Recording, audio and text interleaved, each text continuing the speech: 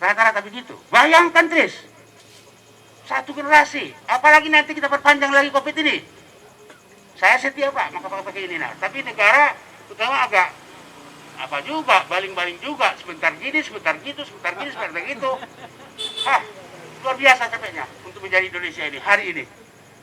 Nah, itulah butir-butir utama gagasan besar untuk diadopsi menjadi rumusan legal framework pemilu yang baru supaya Indonesia on that track. Betul-betul sesuai dengan janji dibentuknya Indonesia dulu. Dimerdekakan Indonesia dahulu. Hanya dengan itu. Sekarang kan dengan amandemen keempat itu Indonesia tak lebih dari sebuah komoditi. Tuhor hango namang, tuhor hango. Dang dituhor, dang laku. Kan gitu. Sama seperti itu. Jadi komoditi. Dan kita bangga untuk itu.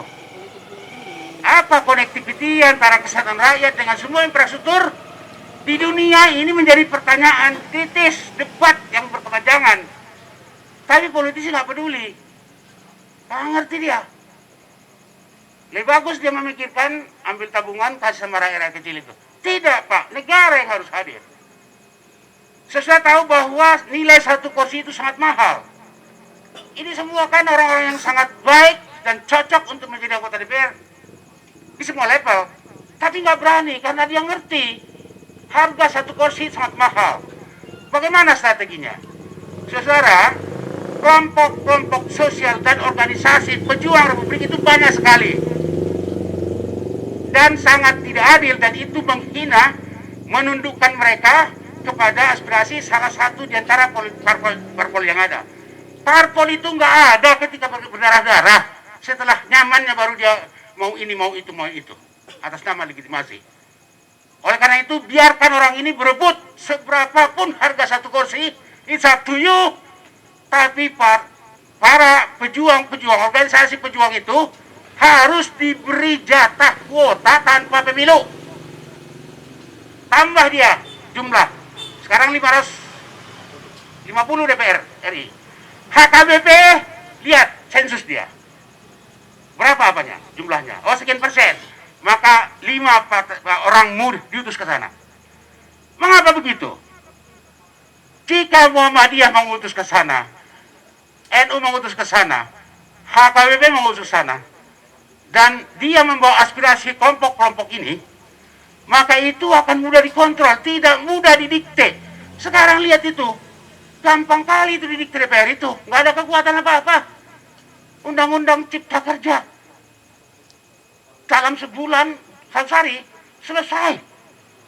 Kok bisa? Orang pintar semua? Kagak. Kita tahu.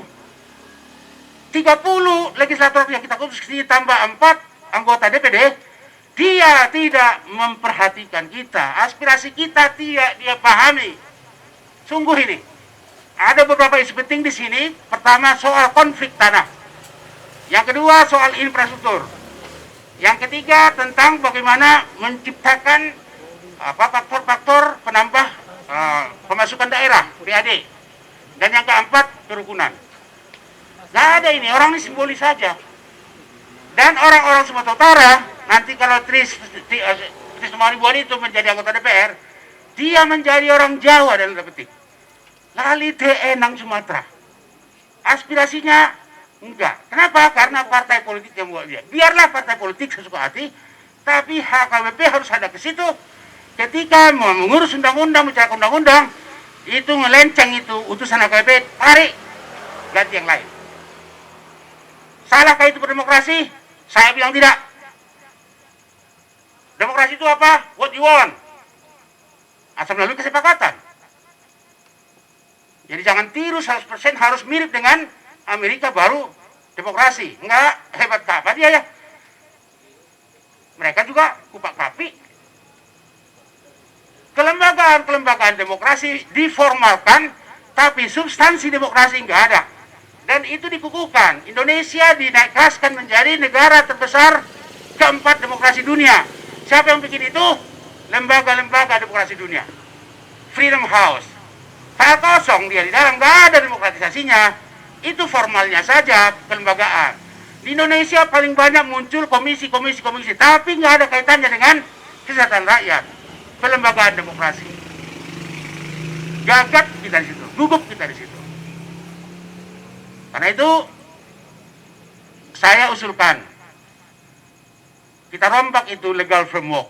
Legal framework itu bukan hanya undang-undang pemilu, tapi juga undang-undang partai politik. Dan di situ harus masuk organisasi-organisasi jihadis yang mendirikan Indonesia seperti Muhammadiyah, NU, dan kelompok-kelompok lain yang berjuang untuk rakyat, kasih kuota kursi without election.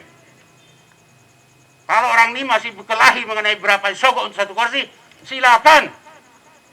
Saya nggak tahu dalilnya dalam Alkitab, tapi saya pastikan baik itu agama Katolik maupun Protestan mengharamkan gaya-gaya seperti itu.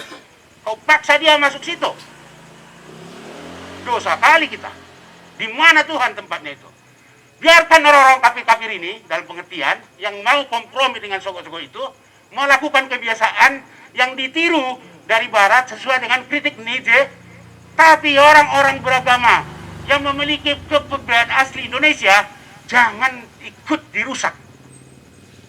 Kalau nanti orang-orang dari kelompok-kelompok itu masuk DPR itu tidak mungkin didikte-dikte. Bagaimana di negara demokrasi tidak ada pengawasan? Nggak bunyi DPR-nya. Kalau tugas legislatif itu jelas 3. Pengawasan, nggak ada pengawasan. For saja semua begitu. Untuk apa berdemokrasi?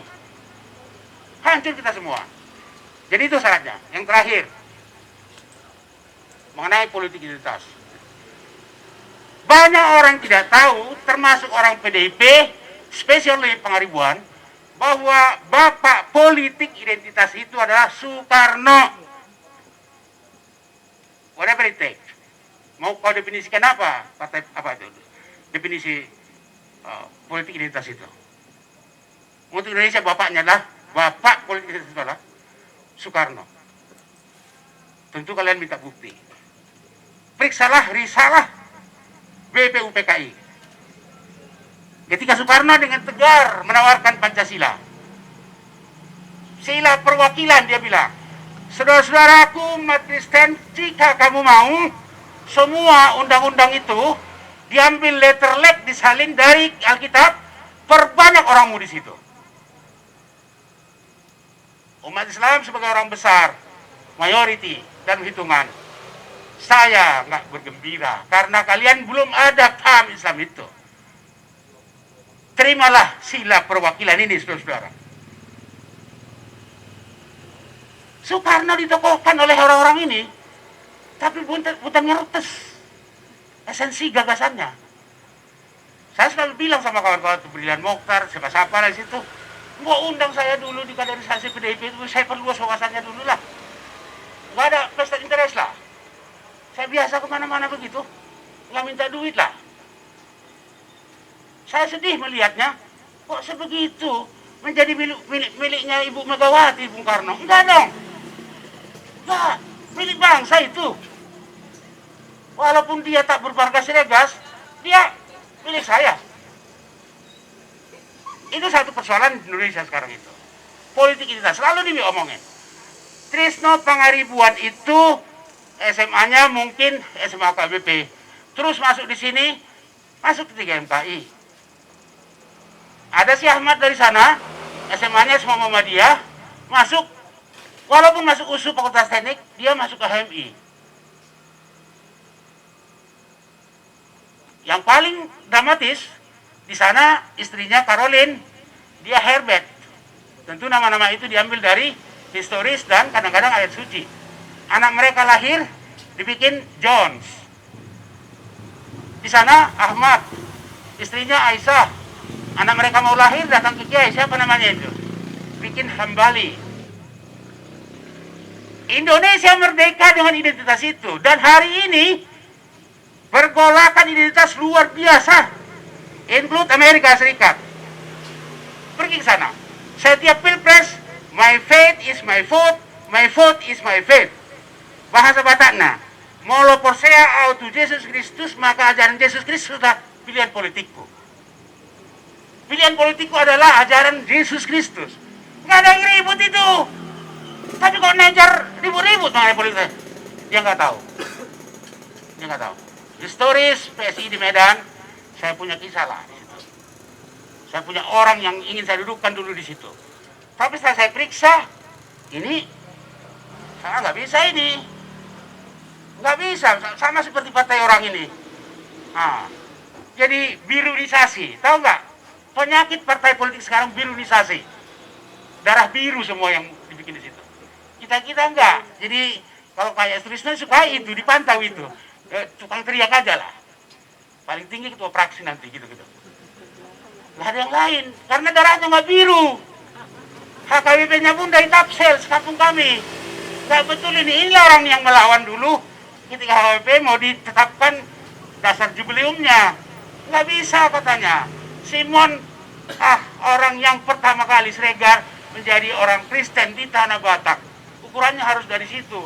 Bukan gereja yang didirikan oleh Mensen di Huta Salem. Bukan begitu katanya.